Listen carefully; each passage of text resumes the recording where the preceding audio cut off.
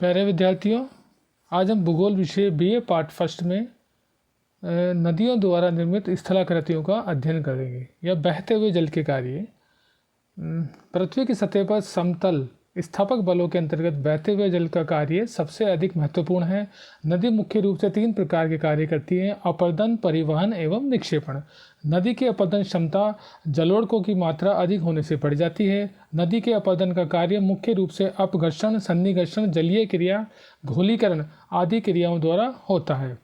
अपरदन की को नियंत्रण करने वाले कारकों में मुख्य रूप से चट्टानों की संरचना, जल का आयतन, नदी का वेग और जलोढ़कों की मात्रा आदि को रख सकते हैं। अपरदनात्मक स्थल रूप की बात करते हैं तो गॉल्ज या महाखंड यह वी आकार की घटी का ही विशिष्ट रूप है, जिसके पार्श्व या किनारे तीव्र होते हैं तथा इनकी रचना प्राय कठोर चट्टानों युक्त क्षेत्रों में होती है। ये अत्यंत सक्रिय व गहरी घाटी होती है। यूएसए में इसे कैनियन कहा जाता है। दूसरा है वी आकार की घाटी। नदी के अपरदन के कारण वी आकार की घाटी का निर्माण होता है। तीसरा है शिप्रिकाएं एवं जलप्रपात।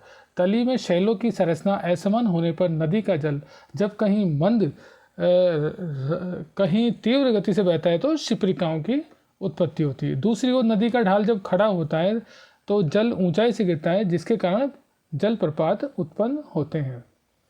अब चौथे की बात करते हैं जल गतिकाएं। जब नदी की तली में विभिन्न संरचना वाली कठोर एवं कोमल शैलें पाई जाती है तो बड़े शिलाखंडों तथा विभिन्न आकार की शैलों के घिसटने व लुढ़कने से कोमल शैलों के स्थान पर विभिन्न प्रकार के गड्ढों का निर्माण होता है।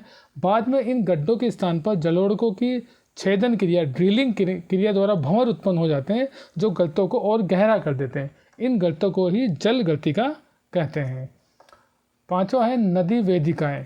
नदी घाटी के क्षेत्र में उत्क्षेपण होने से घाटी का तल ऊपर उठने के कारण वह फिर से गहरी होने लगती है। इस प्रकार पुरानी घाटी के भीतर एक और सकरी घाटी बन जाती है और पुरानी घाटी के पास सोपान की तरह दिखाई देते हैं। अतः किसी घाटी में अनेक बार पुनर्यौवन से अनेक सोपानी पार्श्व बन जाते हैं। छठा है शैल सोपान। यद्यपि नदी वेदिकाएं एवं संरचनात्मक सोपान एक समान दिखाई देते, किंतु इनमें अंतर है। संरचनात्मक सोपानों का निर्माण नदी मार्ग में किनारों पर कोमल व कठोर शैलों की क्षैतिज परतें बिछने के कारण होता है, क्योंकि कोमल शैलें शीघ्र अपरदित हो जाती है तथा कठोर शैलें उभरी रहती है। इसके बाद नदी अपहरण की बात करें, रिवर कैप्चर। इससे आश्चर्य एक नदी द्वारा दूसरी नदी के जल का अपहरण करने से। यह अवस्था प्राय नदी की युवावस्था में शीर्ष अपरदन के कारण होती है। अगला है 8वें नंबर पर नदी विसर्प। मियंडर शब्द की उत्पत्ति तुर्की में बहने वाली इस नाम की नदी के कारण हुई है, क्योंकि इस नदी का मार्ग सर्पाकार है। प्रौढ़ावस्था में नदी मैदानी भाग में सीधे मार्ग से नहीं बहकर टेढ़े मेढ़े मार्ग से तथा बल खाती हुई प्रवाहित होती है, जिसके कारण नदी मार्ग में अनेक छोटे बड़े मोड़ पड़ जाते हैं। इन्हीं मोड़ों को नदी विसर्पों की संज्ञा दी गई है। 9 नंबर पे समप्राय मैदान। नदी की अंतिम अवस्था में समप्राय मैदान का निर्माण तब होता है जब नदी द्वारा क्षैतिज अपरदन करके सतह की असमानताएं दूर कर दी जाती है। ये कार्य क्षैतिज अपरदन तथा निक्षेप दोनों के द्वारा किया जाता है। सामान्यतया प्रतिरोधी शैलों के भाग अवशेष के रूप में यंत्र तंत्र ऊंचे उठे रहते हैं, जिन्हें मोनाडनाक कहा जाता है।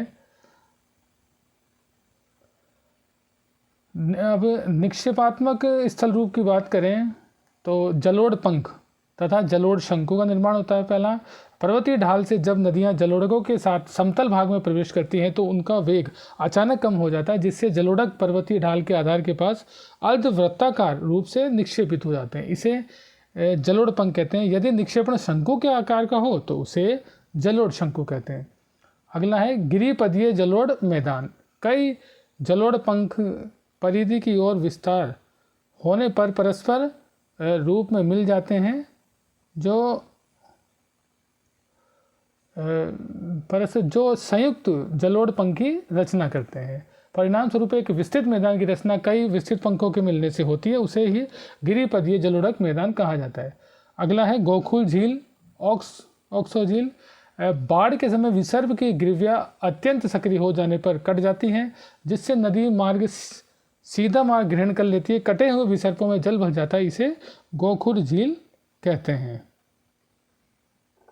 फिर है प्राकृतिक तटबंध। मिट्टियों के जमाव के कारण नदियों के दोनों पार्श्वों पर कम ऊंचाई वाले कटकों के समान लंबे लंबे बंधों का निर्माण हो जाता है, जिन्हें तटबंध कहते हैं। ये कगार प्राकृतिक रूप से बनते हैं, अतः इन्हें प्राकृतिक तटबंध कहा जाता है। अगला है बाढ़ के मैदान। नदी की प्रौढ़ावस्था में वर्षा के समय जब बाढ़ का जल प्राकृतिक तटबंधों को तोड़कर विस्तृत भागों में फैल जाता है, इन बाढ़ों से कांप मिट्टी का विस्तृत क्षेत्र में निक्षेपण हो जाता है, तो उससे उर्वर मैदानों की रचना होती है। इसी प्रकार के मैदानों को बाढ़ का मैदान कहा जाता है। अगला है डेल्टा। कांप मिट्टी के निक्षेप से निर्मित नदी की वृद्धावस्था में निर्मित यह महत्वपूर्ण स्थलाकृति है। लैटिन भाषा के डेल्टा वर्ण के नाम पर त्रिभुजाकार आकृति का नामकरण किया गया है। धन्यवाद।